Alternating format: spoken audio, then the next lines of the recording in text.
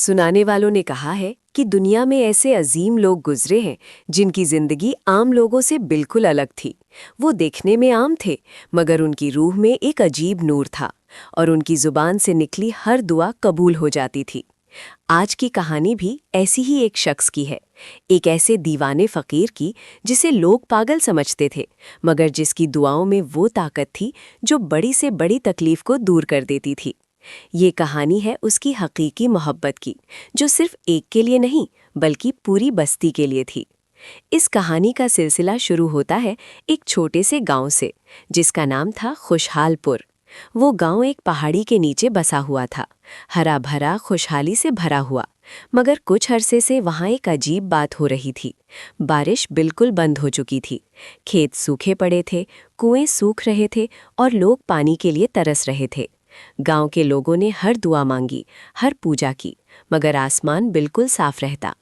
इसी तंगी के दौरान एक दिन गांव में एक नए मुसाफिर ने दस्तक दी। वो एक बुढ़ाऊ फकीर थे। उनके कपड़े फटे हुए थे, बाल उंगलियों तक थे और आंखों में एक अजीब सा नूर था। वो बोले कुछ नहीं, सिर्फ गांव के किनारे एक पेड़ के नीचे बैठ गए। पहले दिन किसी ने उनकी तरफ ध्यान नहीं दिया, दूसरे दिन भी वही हुआ। तीसरे दिन एक छोटा सा बच्चा, जिसका नाम अली था, अपनी अम्मी के कहने पर उस फकीर के पास रोटी का एक टुकड़ा ले गया। फकीर ने हंसकर उस रोटी को लिया और अली के सर पर हाथ रखकर कहा, तुम्हारे दिल में रहमत है बेटा, खुदा तुम्हारा भला करे। अली वहां से चला गया। उसी रात अली की अम्मी बीमार हो गई। बुखार इतना तेज था कि वो बेहोश हो गई। गांव का वैद्य भी हाथ खड़े कर चुका था। अली रोते रोते उस फकीर के पास पहुंचा। बाबा, मेरी अम्मी को बचा लो, मैं आपका गुलाम बन जाऊंगा, अली ने हाथ जोड़कर कहा। फकीर ने अपनी आंखें बंद कर ली, कुछ पल के लिए गुम गए, फिर कहा, जाओ बेटा, तुम्हारी अम्मी अब ठीक है। अली दौड़ता हुआ घर पहुंचा तो देखा कि उसकी अम्मी ने आंखें खोल दी हैं और हल्की सी मुस्कान होठों पर है। पानी दो बेटा, उन्होंने कहा। सुबह होते ही ये बात पूरे गांव में आग की तरह फैल गई। लोग फकीर के पास आने लगे। किसी की बेटी की शादी रुकी हुई थी, कोई नौकरी नहीं मिल रही थी, कोई बीमार था। हर कोई अपनी मुश्किल लेकर आता और फकीर सिर्फ इतना कहते, खुदा तुम्हारी मुश्किल आसान करे, और हर किसी की मुश्किल आसान हो जाती। लोग उसे दीवाना फकीर कहने लगे, क्योंकि वो कभी कुछ मांगता नहीं था और हमेशा खुश रहता था। मगर फकीर के दिल में एक चुपकी दर्द थी, जिसका किसी को पता नहीं था। एक दिन गांव का सरपंच, जिसका नाम राजा सिंह था, फकीर के पास आया। वो बहुत गमगीन था। बाबा, मेरी बेटी गीता बहुत बीमार है, डॉक्टर कह रहे हैं कि अब कोई उम्मीद नहीं है, आप कुछ कर सकते हैं? राजा सिंह ने आंसू भरी आंखों से कहा। फकीर ने गीता का नाम सुना तो उनकी आंखें भर आईं।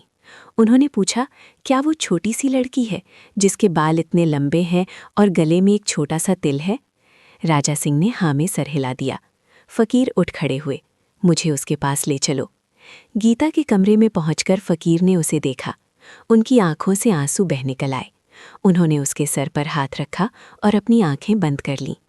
कमरा हल्की सी रोशनी से भर गया।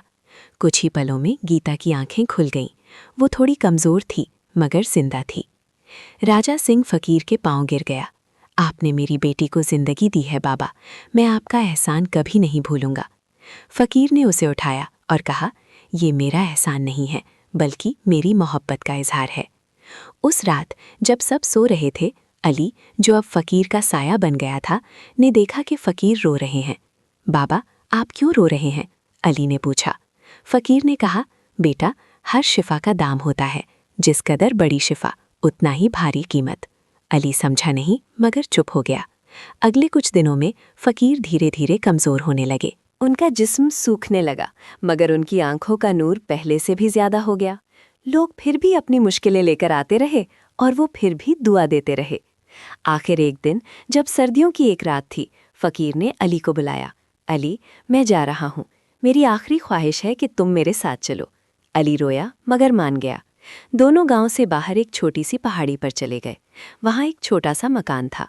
मकान के अंदर कुछ नहीं था, सिर्फ एक चिराग जलता था। फकीर ने अली से कहा, बेटा, मैं तुम्हें अपनी असली कहानी सुनाता हूँ। मैं इसी गांव का रहने वाला था। मुझे एक लड़की से मोहब्बत थी, उसका नाम भी गीता था, मगर उसके वालिद ने हमारी शादी से इनकार कर दिया। वो दुखी होकर यहाँ से चली गई। मैं उसे ढूंढता रहा, मगर कभी नहीं मिला। फिर एक दिन मुझे एहसास हुआ कि मोहब्बत सिर्फ एक के लिए नहीं होती। मोहब्बत तो वो आग है जो सबको गर्म कर सकती है। मैंने फैसला किया कि मैं अपनी ज़िंदगी दूसरों की खिदमत में गुजारूंगा। हर दुआ जो मैं करता हूँ उसमें मेरी गीता की याद होती है और मेरी ताकत उसी मोहब्बत से आती है। फ़कीर ने अली को एक पुराना सा लफाफा दिया। इसमें मेरी गीता की तस्वीर है। अगर कभी वो इस गांव में आए तो उसे दे देना और उससे कहना मैं हमेशा उसे प्यार करता रहा। इतना कहकर फ़कीर ने अपनी आंखें बंद कर लीं। चिराग की रोशनी कम होने लगी। अली ने देखा फ़कीर की सांस रुक गई है। उसी पल बाहर बारिश शुरू हो गई। इतनी देर बाद खुशहालपुर में बारिश हो रही थी। लोग खुशियों से नाचने लगे। अली समझ गया ये फ़कीर की आखिरी दुआ थी जो कबूल हो गई। उसने फ़कीर को वहीं पहाड़ी पर दफनाया। गांव वालों को पता चला तो वो भी आए। उन्होंने वहाँ एक छोटा सा समाधि बनाई। कुछ साल बाद एक बूढ़ी औरत गांव में आई। वो गीता की खोई हुई माँ थी। अली, जो अब बड़ा हो गया था, ने उसे वो लफाफा दिया। बूढ़ी औरत ने तस्वीर देखी और रो दी। वो मेरा बेटा था, उसने कहा। मैं ही गीता की माँ हूँ। मेरी बेटी की मौत के बाद मैं यहाँ से चली गई थी। मुझे नहीं पता था कि वो यहाँ भी आया था। उसने बताया कि असली गीता की मौत कभी नहीं हुई थी, बल्कि वो अलग शहर में अपनी जिंदगी गुजार रही थी। फ़कीर ने हमेशा सोचा था कि वही लड़की है, मगर वो तो सिर्फ एक नाम और यादों का हिस्सा था। उसने अपनी जिंदगी एक गलती की सज़ा के तौर पर गुजारी, मगर उसी सज़ा ने पूरी बस्ती को आज़ादी दी। दोस्तों, इस कहानी का सबक ये है कि हकीकी मोहब्बत वो नहीं जो आप सिर्फ एक इंसान से करते हैं।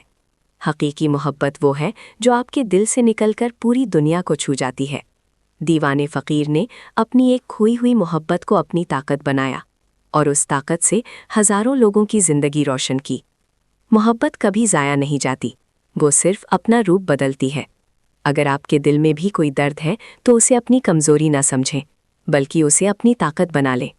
किसी के लिए दुआ करना, किसी की मदद करना, ये भी मोहब्बत का ही एक रूप है।